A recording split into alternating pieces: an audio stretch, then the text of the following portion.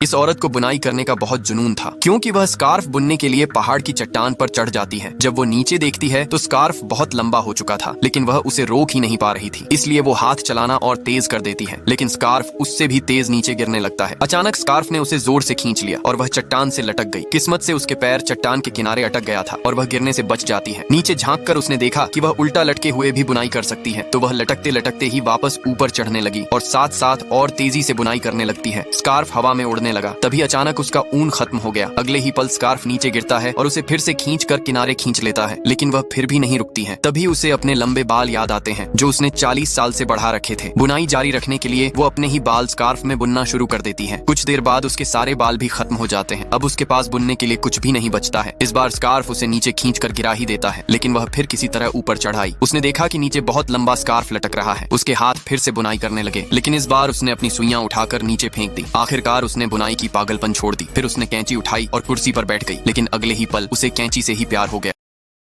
Download ShareChat.